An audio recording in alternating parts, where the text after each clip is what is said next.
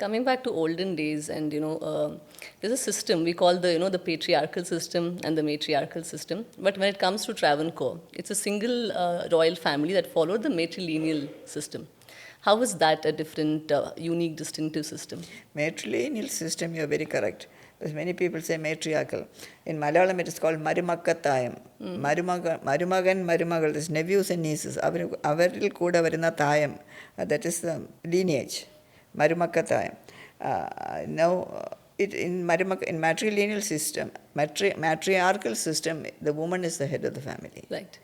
In the matrilineal system, the man is the head of the family. But his family is through his mother, is through the woman. The family continues through the woman, but the man is the head of the family. And in the event of there being no man, the woman can. And that is why we have at least 3 queens. Right. In the modern history itself, Yeah. we have 3 queens. One of them ruled in her own right and then became the regent.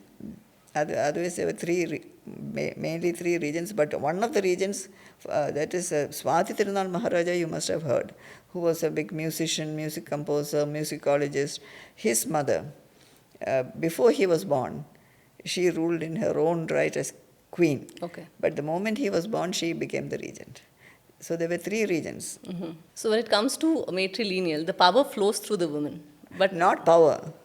The family continues. okay, through the The woman. family continues through the woman. It is a man who is the head of the family. At the same time, the women are given much respect. Their voices are heard in all important this, and the inheritance also goes to the woman and through her to her children. So when this happens, Amma, that when the power, the family continues through the woman. Yes. I think it has really created very strong women in your family and strong queens, very Not empowered because, women. I don't know whether it's just because matrilineal system was followed not just by our family. It was a common thing for many of the Kerala Hindus. Oh, is it? It is not just the Kerala, our royal family, I don't know. Then all the royal families, the Cochin royal family, almost all the Kshatriya families, we are Kshatriyas. Okay. All the Kshatriya families or the royal families of Kerala followed the matrilineal. Then the Nayars, they are high class Hindus. You are not supposed to talk caste and class, but here it has to be done. They followed the matrilineal. Like that, so many, basically in Kerala it was matrilineal. Okay. It was not restricted to the Travancore Royal Family. But I think it really put women in places of administration, and it was very normal for them to be part of administration, affairs, execution. It was not something off the charts. No, they had the advantage. As somebody said, if you are be born in Kerala. Because the Kerala women were given respect. They had their own rights, their own privileges, and so many things, so many pluses came their way, including inheritance. Right. So now all those things have changed, and the joint family system being there, that also it is a woman Yeah. through whom the family continues. Yeah. That way they were not thought of as chattels or as objects of pleasure or as people of convenience who do your cooking and your washing and Yes. who produce children. Much more than that. And many of them were educated. Is that what is responsible for the system, the way the society is in Kerala, like how women are so participative? Yes. That's how it's carried the forward. matrilineal system has helped so much. Yeah. And then Kerala was the first literate state in India. Yeah. That is because, again, of matrilineal system. Yeah. Because everybody learned, everybody studied. There were so many, I don't think there was anybody uneducated. So who brought that about? From time immemorial. Yeah. It was there. But actually, it says that matrilineal system, there are two ways. That Sangramathira Ravivarma Kulashekara of the late 1300s, they say he came into power. He was one of our ancestors. Yeah. 1300s. Yeah. He came through both sides. Father's side and mother's side, he became the king. Oh, okay. From both sides. And he opted for the mother's side. Okay. Then there is a saying that in the 8th century, the Hehe Rajam, they brought in the matrilineal. So we're not very sure exactly which. But anyway, at least from 1300s, definitely. But this thing about education that you said, education, the primary education was made compulsory by a queen here Yes. in 1817. Yes. Was that one of your ancestors? Yeah, very much. Okay. That is Uttritadi Tirunal Rani Gavri Parvati Bai. Right. She was the regent to Maharaja Swati Tirunal. Okay. Maharaja Swati Tirunal, when he was born, and he became the king. Then at 1.5 years, when he was 1.5 years, and his mother was ruling as the regent. Beautiful, brilliant, but she passed away at the age of 24. Okay.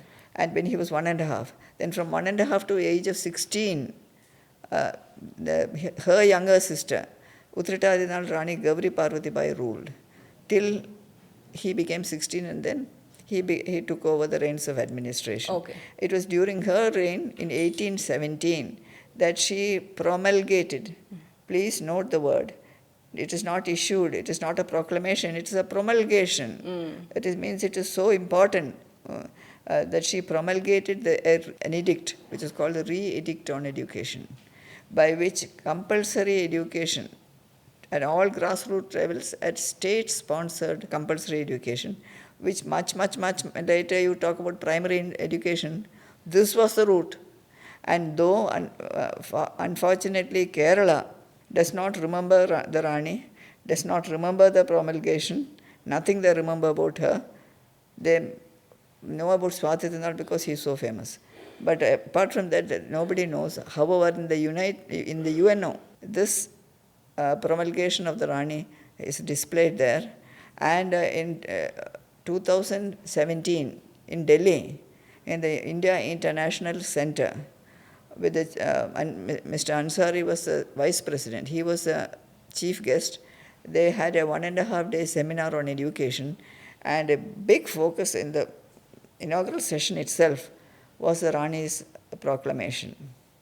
I was present there, very much present there. I was sitting next to him, and at the same time, not a leaf moved in Kerala on this.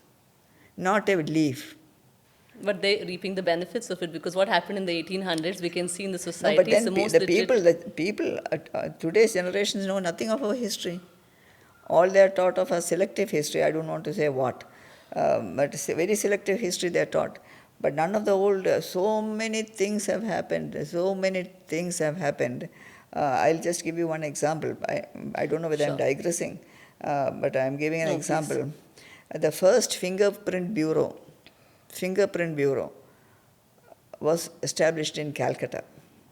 Next year, in 1900, that was in 1900, in the time of Maharaja Moolam Tirunal, who was before my uncle, the fingerprint bureau was established in Travancore, Travancore, Sri Vazhunkoda, Aishwaryam Vilayna Nadu. So many, explanations to Travancore. Anyway, it was the year after that, in 1991, that Scotland Yard established a fingerprint bureau. So how much we were advanced in time, who knows? You talk of Right to Information Act, which is very common.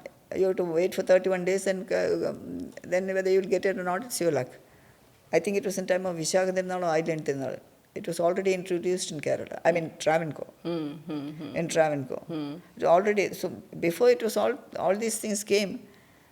Like that, there are so many things. You go to the city of Thiruvananthapuram, go around, you will see almost every building has the royal signature.